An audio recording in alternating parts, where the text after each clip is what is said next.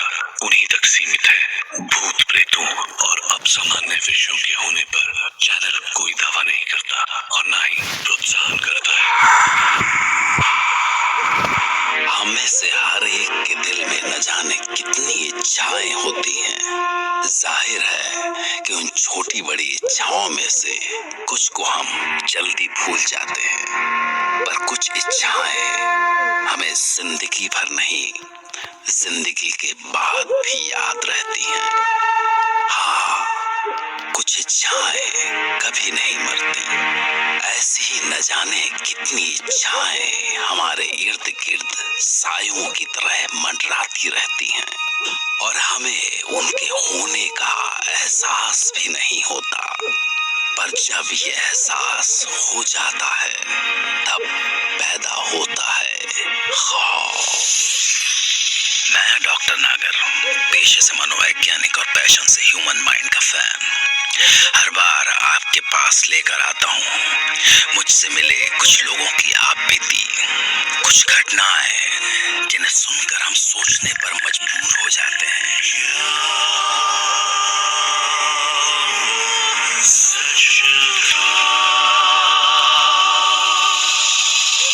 आज हमारे साथ हैं रूपश्री और वो हमें सुनाएंगी अपने साथ घटी एक सच्ची घटना, जब वो अतृप्त इच्छाओं के भंवर में डूबती डूबती बची। शायद। मेरा नाम रूपश्री है। मेरे हस्बैंड आर्मी में डॉक्टर हैं। हमारी शादी के अभी 4 महीने ही बीते थे कि उनकी पोस्टिंग अरुणाचल प्रदेश के तवांग डिस्ट्रिक्ट के एक आउटपोस्ट में हुई। वहाँ कुछ नहीं था, लाइट भी नहीं थी, बस सिर्फ कुछ लोग और 1-2 कॉटेजेस। वहीं से 10-11 किलोमीटर दूर एक जगह है खिंजामणि। मेरे पति को ऑफिशियली वहाँ जाना था तो मैं भी साथ हो ली। वहाँ पैदल ही जाना पड़ता था। उफ, मैं बहुत थक गई हूँ। अभी और कितना चलना है? कहा था थक जाओगी, रहने दो।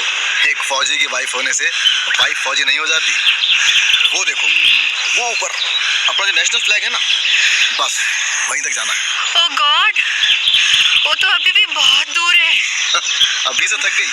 अरे हमारे देश के जवान दिन भर में 10 बार ऊपर से नीचे आते जाते हैं, पता है तुम्हें? हाँ, जाबाज सैनिक है हमारे देश के। पूरी दुनिया उनकी हिम्मत की दाद देती है।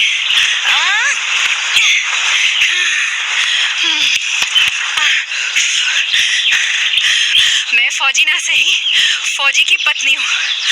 अब तो वहाँ पहुँचने के बाद ही दम लूंगी, समझे? चलो।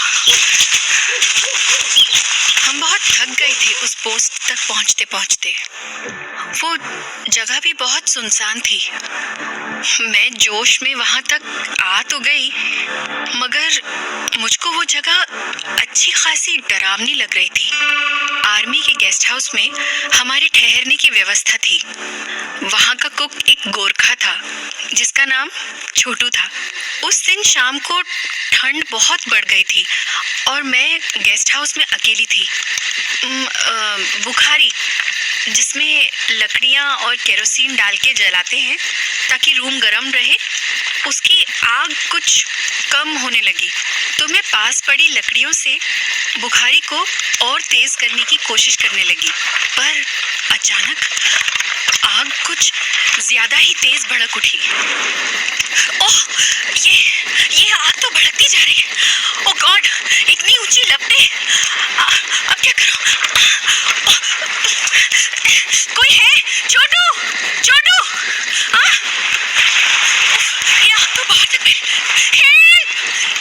अच्छा हुआ मेरी आवाज सुनकर छोटू वहां आ गया। उसके हाथ में एक कंबल था। हटो हटो मैडम जी, हटो, संभाल के मैडम, ये अभी बुझाता हूँ। वाह, समझ नहीं। बुझ गया क्या मैडम जी? मैडम जी, आपको इधर का आग जलाना नहीं आता है तो काहे को जलाता है? मैडम जी, सब कॉटेज लकड़ी का है, आग लगता ना तो सब जल जाता। गोरखा मुझ पर बहुत नाराज हो रहा था। एक्चुअली गलती मेरी थी, सो मैं उसे कुछ कह नहीं पाई। लेकिन गुस्से में उसकी आंखें कितनी लाल हो गई थी। मुझको लगा कि वो मुझसे बहुत नाराज हो गया, मगर तभी मैंने अंदर किचन से छोटू को विसिल बजाते हुए सुना। वो मस्ती से किसी गाने की धुन निकाल रहा था, तो मैंने भी हिम्मत करके, छोटू जी, अगर आपका गुस्सा उतर गया हो तो एक कप चाय पिला दीजिए। लाया मैडम जी, बस 5 मिनट। तभी बाहर डोर पे नॉक हुआ। मुझको लगा कि ये वापस आए होंगे। मैं खुश हो गई। छोटू जी, साहब भी आए हैं, उनके लिए भी एक कप चाय और बना लेना। मैं जो सामने देख रही थी उस पर चाहकर भी यकीन नहीं हो रहा था। सामने दरवाजा खोला तो सामने छोटू ढेर सारी लकड़ियां पकड़े बाहर खड़ा हुआ था। अगर ये बाहर था तो अंदर कौन था? सलाम मैम साहब, अभी थोड़ा लेट हो गया। मैं अभी बुखारी का आग जलाता हूँ। छोटू, तुम तो अभी अंदर किचन में थे ना? सीटी बजा गाना गा रहे थे ना? मैंने तुमसे चाय बोली, साहब आए। हाँ, क्या बात करती है मैम साहब, मैं कोई सीटी नहीं बजा। मुझे तो सीधा बोलना भी नहीं आता मैम साहब। मैं तो अभी आया आपके सामने। अच्छा, मैं आपके लिए चाय बना के लाता हूँ। ये हो क्या रहा था? कहीं मैं सपना तो नहीं देख रही थी? शाम को इनके घर आने पर मैंने सारी बात इनको बताई तो इन्होंने बस इसको मेरा भ्रम कह के टाल दिया। अगर ये भ्रम था तो आग से जलने का निशान मेरे हाथ पर अब तक क्यों था? कौन था वो गोरखा जिसने उस समय आकर आग बुझाई? मैं जितना सोचती जा रही थी उतना ही उलझती जा रही थी। शाम को इनके एक फ्रेंड डिनर पर आए। हम सब डिनर कर रहे थे। खाना मजेदार बना है भाई। अरे आज समझ में आया भाई, आनंद छोटू के बनाए खाने में नहीं है, साथ मिलकर खाने में है। That's right. सच में खाना अच्छा बना था, क्योंकि पूरे एरिया में लाइट तो थी नहीं। बाहर मुझको हल्की हल्की चांदनी की रोशनी दिख रही थी। डिनर के बाद मैंने रजत से बाहर चलने को कहा तो रजत के दोस्त बोले, नहीं भाभी जी, इस समय बाहर जाना ठीक नहीं है। क्यों, कुछ प्रॉब्लम है? हाँ, कुछ ऐसा ही समझ लीजिए। आप यहाँ अभी नए हो तो धीरे धीरे यहाँ के माहौल से वाकिफ हो जाओगे। ये इतने सारे घोड़े, ये कैसी आवाजें हैं भाई साहब? कुछ नहीं भाभी जी, वो पास के ही गांव के घोड़े हैं। अच्छा वो छोड़िए, खाने के बाद आप कुछ मीठा नहीं खिलाएंगे क्या? हाँ? हाँ, है ना, खीर अभी लाती हूँ, मैंने अपने हाथों से बनाई है। मुझको न जाने क्यों ऐसा लगा कि भाई साहब कुछ छुपा रहे थे, क्योंकि घोड़ों की आवाज सुन के मैंने उनके चेहरे पर एक डर सा देखा था। और जब वो जाने लगे तो हाँ रजत, एक बात बताना चाहता हूँ, ये पूरा इलाका बहुत सेफ नहीं है, खासकर रात में तो बिल्कुल भी नहीं। सो बी केयरफुल है, स्पेशली भाभी जी आप। और हाँ, रात में कोई भी डोर नॉक करे तो डोर न खोलिएगा। आखिर रजत के दोस्त ने ऐसा क्यों कहा? रजत ने इस बात को बिल्कुल भी सीरियसली नहीं लिया, मगर मैं बिस्तर पर भी लेटकर न जाने कब तक इसी उधेड़ बुन में रही कि वो घोड़ों की आवाजें क्या थी और छोटू किचन से बाहर कैसे आ गया। यही सब सोचते सोचते मेरी आंख लग गई।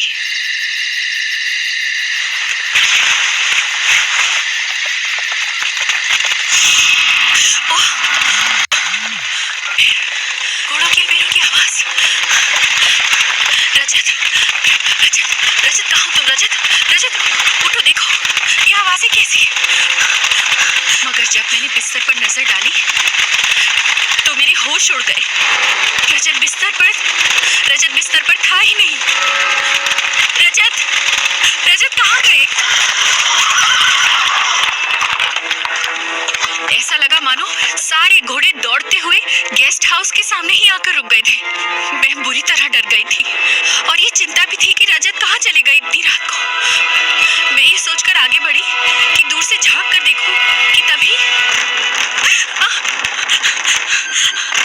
कौन है? कौन है? मगर उधर से कोई जवाब नहीं आया। कोई पागलों की तरह दरवाजे को पीटता जा रहा था। मैंने सोचा कि कहीं ये रजत तो नहीं, मगर रजत के पास तो चाबी है।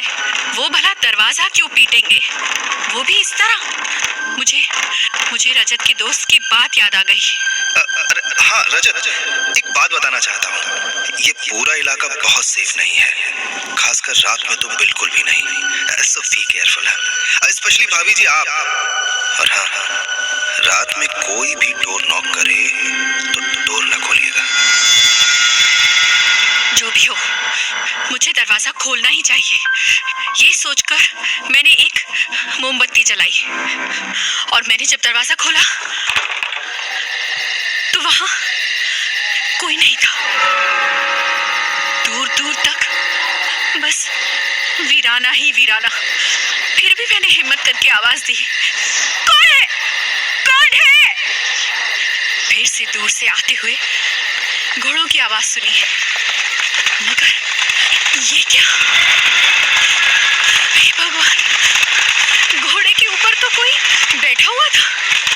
जैसे ही वो घोड़ा मेरे करीब आया, मेरी आंखें फटी की फटी रह गई। उस पर जो सवार था, उसका सर ही नहीं था। मैं वहीं जड़ सी रह गई। अपनी आंखों पर यकीन नहीं हो रहा था मुझे। उस बिना सर वाले घुड़सवार के हाथों में गन थी। क्या बताऊं? एक भयानक चीख मेरे गले के अंदर घुट के रह गई। मैं वापस बदहवास अपने कॉटेज की तरफ बढ़ी, मगर तभी मेरे पैरों से कुछ टकराया, जिसकी वजह से मैं गिर पड़ी। और उठकर मैंने हल्की सी रोशनी में जब उस चीज को देखा जिस वजह से मैं गिरी थी, तब मेरा खून ही जम गया। वो एक कटा हुआ सर था, मगर वो बोल रहा था, जागते रहो, जागते रहो, जागते रहो, जागते रहो। मैं रात भर बेहोश रही। जब सुबह होश आया तो खुद को अपने बिस्तर पर पाया। रजत टेंशन में मेरे हाथों को हाथ में लेकर मुझे निहार रहे थे और छोटू वहीं पास खड़ा था। शाबजी, मीम साहब को होश आ गया। कैसा फील कर रही हो? हाँ, अब ठीक हूँ। मगर कल रात वो कौन था? वो रिलैक्स रूप। तुम रात में मुझे बाहर बेहोश मिली थी। मैं समझ नहीं पा रही थी कि रात को जो मैंने देखा उस पर यकीन करूं या उसको एक सपना समझकर भूल जाऊं बस। फिर मुझको याद आया कि रजत रात में कहीं गायब हो गए थे। जब मैंने इस बारे में रजत से पूछा तो कल बॉर्डर पे कुछ क्रॉस फायरिंग हो गई थी। एक सोल्जर इंजर्ड हुआ था, अर्जेंट कॉल थी, सो मैं तुमको बिना बताए ही चला गया था। मगर जब मैं वापस आया तो तुमको बेहोश पाया। लेकिन हुआ क्या था? फिर मैंने रजत को सारी बात बता दी, मगर वो तो ये सब मानने को तैयार ही नहीं थे। इसीलिए कहता हूँ, ज्यादा हॉरर फिल्म्स देखना बंद करो। दिन भर वही सोचती हो और फिर रात में सपने, यही सब चलता रहता है तुम्हारे। डरती रहती हो। वो घोड़े, वो सर कटा हुआ सिपाही, सब बकवास है। डॉक्टर, वो सिर कटा सिपाही, वो घोड़े बकवास नहीं है। क्या? हाँ, हालांकि हम पढ़े लिखे हैं, हमारा हक बनता है कि हम इन सब बातों को न माने, मगर ये सब उतना ही सच है जितना तुम दोनों का यहाँ मेरे सामने मौजूद होना। आपका कहने का मतलब क्या है भाई साहब? कल जो कुछ भी मैंने देखा वो सब सच था क्या? मेरा वहम नहीं? जी भाभी जी, बिल्कुल सच था। जो भी यहाँ पोस्टेड हैं वो सभी उन घोड़ों और सैनिकों को अच्छे से जानते हैं। आप भी जान ही जाते, मगर आपका सामना उन सैनिकों से ऐसे हो जाएगा मुझको पता नहीं था। भाभी जी, हमारी चाइना वॉर के समय की प्लाटून थी। चाइना ने हम पर धोखे से वार किया था। और आधी रात को हमारे सोते हुए सारे सैनिकों के गले रेत दिए, एक एक को मार दिया। मगर उन वीर सैनिकों के शरीर तो मर गए, मगर उनकी देशभक्त आत्माएं आज भी यहाँ की रखवाली करती हैं। वो आज भी हमको चेतावनी देती हैं कि चाइना पर भरोसा करना ठीक नहीं। अब कोई सैनिक सोता हुआ ना रहे, इसलिए वो हमेशा सबको चेतावनी देती रहती हैं, जागते रहो, जागते रहो, जागते रहो। यही कारण है कि हमारे वीर सैनिकों के साथ उन पवित्र और बहादुर आत्माओं के कारण हमारा देश सुरक्षित है। इसका मतलब रात में मैंने जो कुछ भी देखा वो मेरी नजरों का धोखा नहीं था। देखा रजत, वो सच में शहीदों की आत्माएं थी। मुमकिन है कि रूपश्री ने रात में कुछ ऐसे ही सोल्जर्स के ट्रूप को देखा होगा, पर अगर वो सोल्जर्स की आत्माएं थीं, तो वो कौन था जिसने रूपश्री को आग से बचाया? क्योंकि गोरखा छोटू तो लकड़ियां लेकर बहुत बाद में पहुंचा था। सोचिए, मैं भी तैयार रहूंगा आपके लिए एक नई घटना लेकर, जिसे सुनकर रूपश्री की तरह आप भी कह पड़ेंगे। अगर हमारी कहानी अच्छी लगी तो इसे अपने दोस्तों, परिवारजनों के साथ जरूर शेयर करें।